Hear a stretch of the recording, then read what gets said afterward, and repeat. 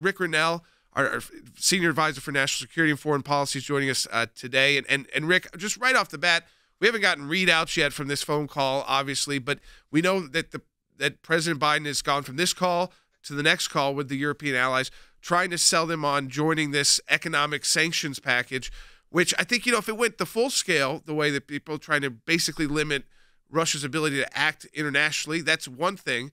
But if we don't go that far, we've seen sanctions in the past that would not prevent this kind of Russian aggression. Well, let's hope the United States strategy is not simply to try to get the Europeans to be tough, because if that's our strategy, I can tell you we're already failing and we're going to fail. The United States has already given the Russians an amazing pipeline of leverage into Europe. So they pocketed that pipeline and are now looking to do more within Europe, and that's why they've got more than 100,000 troops on the Ukrainian border. Remember, they've already grabbed Crimea, and there was really not a reaction that made any difference from the Europeans or from the Obama-Biden administration. So you really have the Russians knowing exactly who Joe Biden is, and they're reacting accordingly. So one of the things, Rick, that I find interesting about this is the president's trying to, carry a big, walk softly and carry a big stick. Meanwhile, as you just mentioned, the Russian military is on the border of Ukraine. First of all, on that one, do you see a scenario of events where Russia would basically invade Ukraine? I do, and look, we have given away our leverage over the last 11 months with Biden. It's a very difficult situation, and the United States needs to, 11 months ago, partner with the Europeans under Joe Biden and send a very clear message. Since we didn't do that, now we're finding ourselves in a situation where we have to decide between multiple really bad choices. And so I'm very concerned that, Chancellor Merkel now is off the stage. She's no longer the chancellor. The Green Party is now in charge in Germany of both defense and foreign policy, the ministry, the foreign ministry. And so when you have the Green Party in control of the military and the diplomacy of Germany, I think you also send to Putin a very strong message that you're weak. So combine that with the Biden administration, and I think Putin is reading the tea leaves and saying, who's going to stop me? Well, Rick, this is the idea is that already we saw this was an interesting move by the Kremlin to release this video where the president was having issues with even the problems, and they look like they're very smiley, and it just doesn't seem like that's how you start if the talk is that tough, and I think it was Putin had to actually was trying to get Biden's attention to tell him where to start. So there were issues there, and then the Kremlin, of course, releases it. But that's done intentionally. I want just our audience to know that the decision to take that kind of video, and that's all we have from this so far, and know that it's coming from a foreign power like the Kremlin, to do that, those are intentionally released. They think that again, it underscores this idea of weakness. The Russians are great at manipulation. This is what they do. They push misinformation, and so I'm sure that was a moment where President Biden was greeting President Putin, but it makes it really look like Biden is the one coming to beg. It looks like Putin is in control. It looks like Biden is weak and funny and irrelevant. And it is a terrible signal. All of Europe is looking at this picture. All America is looking at this picture. The world is looking at this picture. And it only emphasizes what we were already thinking, that Joe Biden is weak when he goes head-to-head with Putin. Yeah, I mean, that's what I was trying to come up with what this was conveying while we were live on the air, and that's what it is. It's the begging. It looks like the way they shot it, because they shot it from his view, right? Which you could do it from the other view, but they released. But there was a Kremlin got ahead of it. So he's in his office. He's digitally clear, and you have a president with an open arm. Who looked like we were using technology from 100 years ago. Go ahead, Wes. Well, and we look like the supplicants in this case. We really do. Any gesture of goodwill that we give to the Russians, Rick, seems like they see that as a sign of weakness. I remember when President Obama was in office, and we agreed to remove our defensive missile batteries from the countries in Eastern Europe. Putin's response to that was to continue the aggression in Crimea and to invade eastern Ukraine. And so now, if you were in charge, what repercussions would you put in place if you were the president? There's talk about financial sanctions, not just on his oligarch friends, but on himself, removing Russia from the G20. I don't know what effect that would have, but if you could lay out 3 or 4 things, what would you do to make it clear to Vladimir Putin, you will be punished and this is how?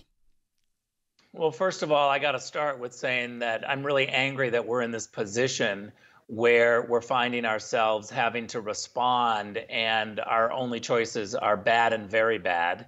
The answer to your question is really 11 months ago, I would have made different decisions and not put us into this situation. First of all, I wouldn't have allowed the Nord Stream 2 sanctions to lapse. By the way, if Biden had been stronger on Nord Stream 2, then there are senators who wouldn't be holding up all of his ambassadorial nominations. And one of the reasons why Ted Cruz is really doing a good job of holding the State Department's feet to the fire is because if we have a whole bunch of ambassadors appointed by Biden out in Europe singing the messages that Joe Biden wants our ambassadors to be singing, then that's even more so sending a weak message, because we will be organizing European countries to back off from standing up to Russia. Now we're finding today that the Biden administration is trying to get the Europeans to be stronger on Russia. Well, it's a little too late. They've already sent the signal, and Chancellor Merkel is gone. And we don't really have a leader in Europe right now. No, I think I thought it was interesting, Rick, the timing of the way in which we're engaging seems to be. I'm a drummer by passion, not by career, but I'm a drummer. You got to keep in the pocket. You got to have rhythm, and I feel like we're out of rhythm here. It's like we're 2 beats behind, if you will. And if you're 2 beats behind, the song ends up being horrible. Now, Andy was just at our European Center for Law and Justice offices in Strasbourg, and you said the consensus in Europe was that we're not leading. Ambassador Grenell, my view of what I saw in Europe in 3 weeks that I was there is that if the Biden administration leads a charge economically or otherwise against I almost said Soviet Union, against Russia, that you're not going to find a lot of European allies right behind you, supporting you and taking up your line, because the Europeans are soft on this. They're interested in trade and commerce with the Russians, and they're not going to go behind a weakling president. But what I want to ask you is, if you were Vladimir Putin sitting in that chair today, looking across the Atlantic Ocean at Joe Biden and his performance, and you know the mind of Putin and the mindset of the Russians, what would you, as Vladimir Putin, be thinking of this person that was sitting across the screen to you?